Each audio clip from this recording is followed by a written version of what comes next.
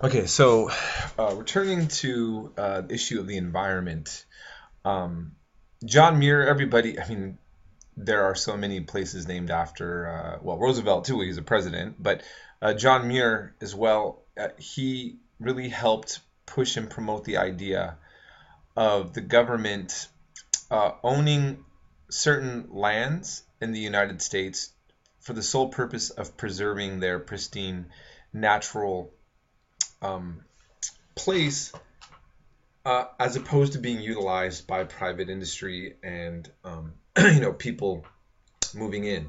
Yosemite National Park is the best example for California, for example, but there are many different other cases. Right now, the U.S. government is having a struggle funding them, and there's still a debate now that, despite the fact that these laws that were passed that no private ownership could take place of these lands, because it is costly and seems to be not on the priority of the government, there is this push for privatization taking place also.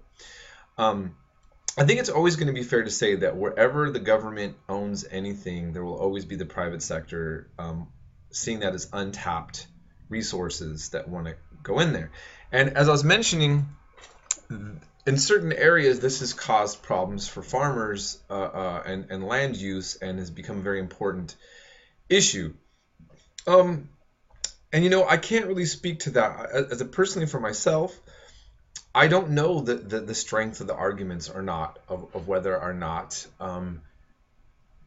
farmers, like, I don't really know what the plight is of certain type of ranchers and so forth is in regards to what's going on with these reserves. I don't know exactly what the answer would be to the high costs of preserving nature, and what the results would look like if more and more privatization was allowed to happen. What I do think is important for us to remember, though, because this debate is still raging right now, the Romans, yes, I'm going to give a few world history examples to just for food for thought. When the Romans were fighting the Germans, the Germanic tribes, the thing that really intimidated and kind of scared a lot of Roman soldiers was the thick, dark forests that they had to try to plow through. And that was something they weren't used to seeing. Well, those forests that they were afraid of are virtually wiped out. Okay. Lebanon, the cedars of Lebanon, was something celebrated in the Bible for shipbuilding and so forth, and they're almost completely eradicated. Those forests are gone. Um, the natural world, you take it and you implement humans on it and industry and cement, and it's done. It's over. That's it. So I think this is also a good question for us now to think in terms of a kind of an American nationalism, is that what do we want America to look like? Yosemite is a lot of unused space, but a lot of people want to go see it, right? I mean, do we want an America that doesn't have any more places like that that's all utilized? Do we want mountaintops that are blown up for the sake of getting resources and that or not? I mean, those are questions that we all have to ask ourselves. So I just thought that was something I'd point out on here. Now, just section here also just kind of points out, because we've been addressing since the beginning of this section of our history class, the relationship of Western expansion and this nation's creation at the expense of the native peoples. And as you read in your book, that with Americans starting to think more or less at this time, what do we want to do with all the land that we're taking and that we've just basically scooped up, that Native Americans lived for a very long time in nature. And I think at some point there is a little bit of a romanticization that all the native tribes were like these perfect environmentalists. And I've talked to some people who are have been more involved in research on different tribes, and like all histories, that's an oversimplification. But there's no argument that this beautiful, pristine land that European settlers came to was beautiful and pristine under a very large amount of Native Americans, and that when European settlement took place, eventually that the nature was basically being destroyed, and civilization, quote unquote, was being created, and that then there was this, almost from that point, a romanticization of like saying, well, okay, so what can we learn from the people we just conquered, but never really thinking that anything should change on that. And in a sense, if you see the photographer here, he also appeared to have felt that they just had to deal with becoming more westernized.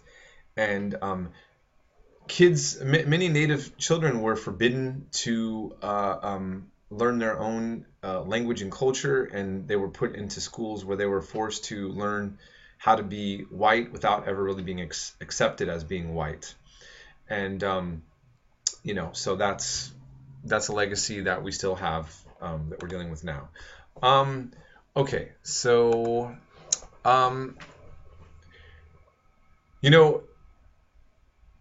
as we've been talking about how government officials have been trying to, and politicians, to deal with the inequality. The industrialists were also trying to figure out how to deal with labor conflict. The standard models, as you've seen from Carnegie up until now, is basically to crush labor conflicts when possible. Sometimes with their own paid private thugs, other times actually using the police and the federal government to step in. There was also their own vision about how to make smoother operation. Now, Ford is a very complex and interesting character, just like Carnegie, where the things that he did and the things that he said, and his legacy is so controversial but yet complex. So on one hand, he was able to get the automobile in the hands of many working class people due to the way he streamlined his production. And that made him very important for a lot of people. He was also a very, very thoughtful anti-Semite, meaning he actually went out of his way to write a lot of negative thoughts about Jews, for example.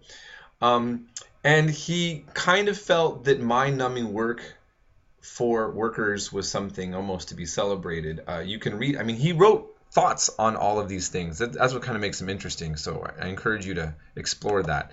And the idea of scientific management, you have more capitalists kind of trying to find quicker and easier ways for them to get their work done. So these production lines where people just chuck out the product, high quality product. On one hand, that's seen as like really innovative and awesome, and of course, on the other hand, the relationship of the human being with the machine then is another complicated topic. So I'm just going to move on from that. You get the point. Now, what conflicting visions divided working class union activists?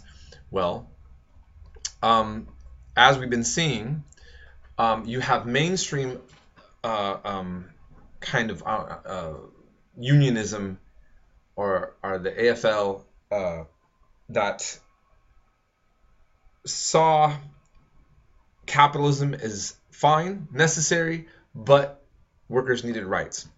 Then you had more radical groups. So we talked about socialists.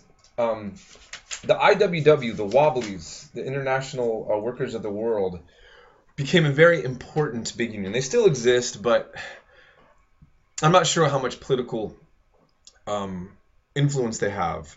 In the activist world, you'll see a lot of young kind of punk rock anarchist guys with their IWW patches or shirts, and they may or may not have jobs. I'm not trying to put them down, but I'm just simply saying that there's a kind of romanticization of the legacy of them, and rightfully so, perhaps some would argue, in terms of the legacy that they have. I mean, they were able to fight for a lot of workers' rights, but what was good about them as well is that the working class was still divided by racism and gender issues that were less a part of the IWW as well. But they were essentially anarchists, did not believe in the state. If you remember, we talked about anarchism, a bit in one of my earlier lectures. Okay, and so the socialists, the anarchists, and the communists versus kind of a mainstream unionists that were maybe more of a part of the progressive platform, were all kind of a part of this discourse and activity over the place of the workers within American society. And so then the question is, how effective were the different strategies that progressives and unions employed to reform the workplace? Well, as you see in this chapter, there were a lot of setbacks. And the actual effects of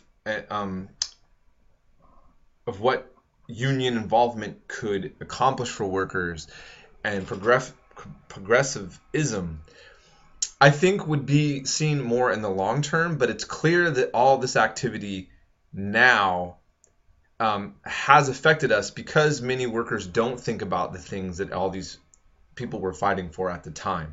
Although, again, as I pointed out, there has been a kind of working by certain elements in politics nowadays to kind of remove some of these things that were changed.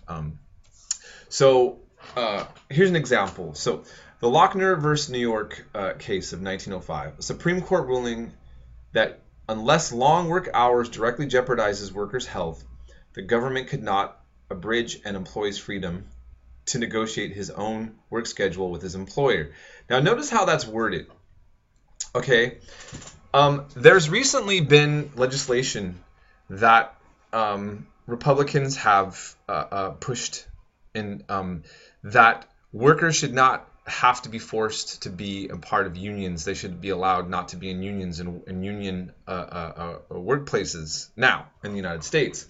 And it's pitched as freedom for the worker. Okay? Again, I'll let you decide that.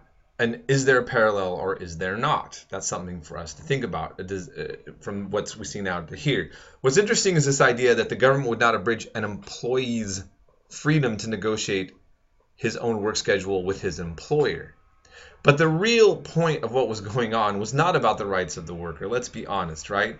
The whole push was, can a boss make any kind of schedule they want with the worker? Now, you still might think that despite how bad this was, that you like this kind of freedom. In other words, I mean, why can't I work 20 hours for my boss if I choose to and he wants me to? Or do I really even have a choice or not? The issue again of freedom, and is this real freedom? Is this real liberty? I think you can think about the different ways that these things can be debated. So yeah, I'm moving on from there. Now, but it was clear that big business was not going to give anything without a fight, and I mean literal fight. Okay, so I'm going to show you a little documentary on the Ludlow massacre in Colorado, and then do a discussion of that as we move on to the next section.